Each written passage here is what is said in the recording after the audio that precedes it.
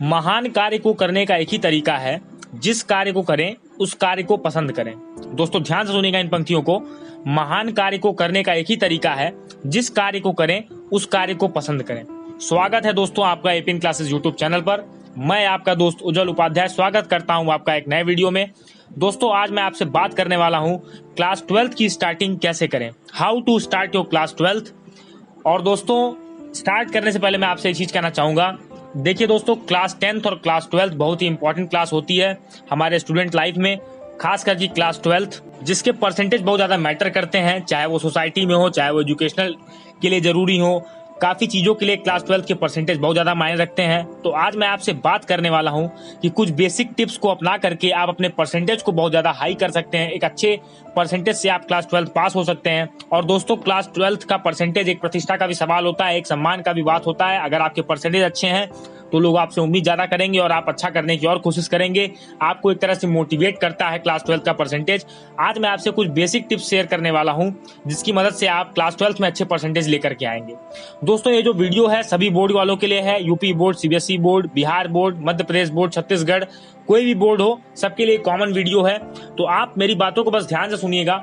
मैं जो कह रहा हूं उसको आप फॉलो करने की कोशिश करिएगा और उम्मीद है कि आपके परसेंटेज काफी अच्छे आएंगे। और कमेंट बॉक्स में मेंशन भी करिएगा रिजल्ट के बाद भी कि आपके परसेंटेज कैसे आए, तो इसको आप फॉलो करना शुरू करिए। सबसे पहले दोस्तों देखिए, आप मेंटल प्रेशर ना लीजिए कि आप क्लास 12th में इस बात का प्रेशर मत लीजिए। इसको एक आम क्लास की तरह से लीजिए, जैसे आप 9th 10th 8th ऐसे लेते थे, आप 11th लेते थे, उस तरह से आप क्लास 10th और 12th को भी लीजिए। आप एकदम घबराइए मत, आप नॉर्मली रहिए, नॉर्मल बिहेव करिए और एकदम आराम से आप तैयारी करिए, कोई दिक्कत नहीं है। सबसे बड़ी बात दूसरों कॉन्फिडेंस, दूसरा जो बात है वो कॉन्फिडेंस है। आपके अंदर कॉन्फिडेंस होना चाहिए कि आपके पास कॉन्फिडेंस इसलिए होना चाहिए कि मैं ये कर सकता हूं और मुझे ये करना है। मुझे क्यों करना है ये मुझे पता होना चाहिए। मुझे इसलिए करना है क्योंकि मुझे बहुत आगे जाना है, इस वजह से मुझे अपना क्लास 12th का बेस्ट एग्जाम देना है, ये आपके मन में होना चाहिए। और सेल्फ बिलीव, अपने ऊपर विश्वास रखिए। आप किसी के ऊपर मत सोचिए कोई क्या कहता है, मैं क्या कहता हूँ, अदर्स क्या कहते हैं, उसके बारे में मत सोचिए। आपके रिश्तेदार क्या कहते हैं ये मत सोचिए। अपने आप ऊपर भरोसा रखिए और पूरे जी जान से आप लगिए। मैं आपको यहाँ पे कुछ टिप्स शेयर करने वाला हूँ जिसकी मदद से आप क्लास 12th के परसेंटेजेस काफी अच्छे लाएंगे। तो दोस्तों सबसे पहले बात जान लीजिए कि आप अपना गोल बड़ा रखिए। गोल बड़ा रखने का मतलब कि आप परसेंटेज पहले आप 80 प्लस मत सोचिए, आप 90 प्लस 95 प्लस इस तरह से परसेंटेज सोचिए। अगर आप उतना सोचेंगे तो आप 95 अगर आप सोचे हैं तो 90 के लिए आप मेहनत करेंगे और 90 आपका आएगा और 95 प्लस भी आ सकता है अगर आपका गोल बड़ा है। अगर आप मेहनत कर रहे हैं तो गोल बड़ा रखिए, छोटा मत करिए। मुझे पास होना ये मत सोचकर पढ़िए। अगर आप पढ़ने में उतने तेज नहीं है, आप क्लास 11 तक बहुत तेज नहीं रहे हैं, तो भी 12th में आकर ये मत सोचिए। दोस्तों 12th की जर्नी एक नई है, सफर एक नया है, तो आपको मेहनत करेंगे तो आपको उसका आउटपुट मिलेगा ही। तो इसलिए आप अपना गोल बड़ा रखिए। दूसरी चीज, बेसिक बुक्स को फॉलो करिए। जैसे अगर आप सीबीएसई बोर्ड में पढ़ते हैं, मैं आपको सीबीएसई बोर्ड का यहाँ पर एग्जांपल देता हूँ, तो आप एनसीईआरटी बुक्स को ज्यादा फॉलो करिए। जैसे उनकी बुक एनसीईआरटी है जो भारत सरकार द्वारा चलाई जाती है, हालांकि अब यूपी बोर्ड का भी सिलेबस एनसीईआरटी बेस्ड कर दिया गया है। तो मैं दोनों ही बोर्ड के लोगों से कहना चाहूंगा और अदर बोर्ड के बुक्स से लोगों से कहना चाहूंगा कि जो बुक्स बेसिक बुक्स हैं आपकी, आप उन्हीं को फॉलो करिए, अदर बुक्स को आप मत टच करिए। अगर आप बोर्ड एग्जाम के लिए जा रहे हैं, तो कॉम्पिटिटिव एग्जाम के लिए जा रहे हैं तब बात अलग है, लेकिन अगर आप बेसिक आपका तैयार रहेगा तो आप बहुत ही आसानी से कॉम्पिटिटिव एग्जाम को भी क्रैक कर सकते हैं। दोस्तों इसमें कोई दो राय नहीं है। सबसे बड़ी बात दोस्तों, प्रीवियस ईयर पेपर। तीसरी बात जो मैं आपको बताना चाहता हूं, प्रीवियस ईयर पेपर। ये इंपॉर्टेंट क्यों है? क्योंकि आपको एक आइडिया देते हैं।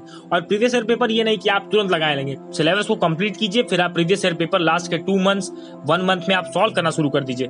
उस प्रीवियस ईयर पेपर से आपको पेपर का आइडिया लग जाएगा। तो जब आप एग्जाम देने जाएंगे तो आपका हेडेक जो है दूर हो चुका होगा और आप बहुत ही आसानी से पेपर को देंगे और बहुत अच्छे से आप पेपर देंगे। दोस्तों सेपरेट नोटबुक्स, आप हर सब्जेक्ट के लिए सेपरेट नोटबुक बनाइए। पहली बात, अगर आप फिजिक्स पढ़ रहे हैं तो फिजिक्स के लिए सेपरेट बुक, अगर आप अकाउंटेंसी पढ़ रहे हैं तो आप अकाउंटेंसी के लिए सेपरेट कॉपी बनाइए। सेपरेट कॉपी इसलिए बनाइए कि आप अपना सेल्फ नोट्स बनाइए। सेल्फ नोट्स बनाइए, एनसीईआरटी के एक्सरसाइजेस को सॉल्व करिए, उनको रिवाइज करते रहिए। जैसे ही आप उनको रिवाइज करेंगे आप देखेंगे आपका परफॉर्मेंस अपने आप इंप्रूव हो जाएगा और आपके रिजल्ट में मार्क्स काफी अच्छे आएंगे। मैं आपको यहाँ पे कुछ एग्जाम्पल देकर समझाना चाहता हूँ। अगर मान लीजिए आप सीबीएसई और यूपी बोर्ड के छात्र हैं तो आप करें क्या? सबसे पहले दोस्तों देखिए, अगर आपको फिजिक्स का मैं बात करता हूँ तो फिजिक्स में अगर आपको पढ़ना है तो देखिए फिजिक्स की मैं आपको बताता हूँ, पर्सनल एक्सपीरियंस मेरा ये रहा है कि फिजिक्स में हम लोग गलती क्या करते हैं कि साइड बुक हम लोग पढ़ते हैं, रेफरेंस बुक पे हम लोग ज्यादा ध्यान देते हैं। ये कहते हैं कि एनसीईआरटी तो बेकार है, समझ में नहीं आती है, हम कैसे पढ़ें इसे। लेकिन मैं आपको बता रहा हूँ जो पूरा पेपर बोर्ड सेट करता है, बोर्ड के जो पेपर सेटर्स होते हैं यानी जो एग्जामिनर्स होते हैं, जो आपको एग्जामिन करते हैं, वो आपको पूरा एनसीईआरटी पैटर्न पर ही देते हैं और एनसीईआरटी ही देते हैं। दोस्तों एनसीईआरटी की एक एक लाइन बहुत महत्वपूर्ण होती है। इस बात का अंदाजा जब आप बोर्ड एग्जाम का पेपर देंगे तो आपको लग जाएगा, क्योंकि बोर्ड में सभी चीजें एनसीईआरटी से ही पूछी जाती हैं। केमिस्ट्री के लिए तो मैं आपसे कहना चाहूंगा आईआईटी तक के लिए, जेईई एडवांस तक के लिए आप केवल एनसीईआरटी को फॉलो करिए बस। बाकी केमिस्ट्री के लिए अदर कोई बुक मत टच करिए। मैं आपसे कहना चाहता हूं एनसीईआरटी के एक्सरसाइजेस, इंटेक्स्ट क्वेश्चन और एनसीईआरटी के इंपॉर्टेंट पॉइंट्स, एनसीईआरटी के नोट्स बनाइए। और केमिस्ट्री में आप देखेंगे आपके ऐसे मार्क्स आएंगे कि आप भी देख करके उसमें खुश होंगे। दोस्तों इंग्लिश की बात करते हैं। इंग्लिश में सीबीएसई बोर्ड में 3 बुक चलती है, फ्लेमिंगो, विस्टाज और नॉवेल। तो इंग्लिश के लिए आप क्या करिए, फ्लेमिंगो और विस्टाज के जो एक्सरसाइजेस के क्वेश्चन है, जो इंटेक्स्ट क्वेश्चन है, उनको आप पढ़िए, उनको आप याद करने की कोशिश करिए, उनको आप लिखिए, अपने से लिखिए और उसको चेक कराइए, किसी ट्यूटर से चेक कराइए, किसी टीचर से अपने चेक कराइए, लेकिन उसको चेक करिए कि क्या मैं सही लिख पा रहा हूं या नहीं। अब हम बात करते हैं मैथमेटिक्स की। दोस्तों मैथमेटिक्स में तो एक ही फॉर्मूला है सक्सेस होने का, प्रैक्टिस। लेकिन प्रैक्टिस किसी डायरेक्शन में करें तो आपको सफलता मिलने के ज्यादा चांस होते हैं। मैं आपसे कहना चाहूंगा अगर आप एनसीईआरटी कर रहे हैं सॉल्व तो आप 70 से 80% मार्क्स आपके कहीं नहीं गए। लेकिन अगर आप आरडी शर्मा कर रहे हैं तो ये बोनस है और आपको प्रीवियस ईयर पेपर मैथमेटिक्स में लगाने ही होंगे।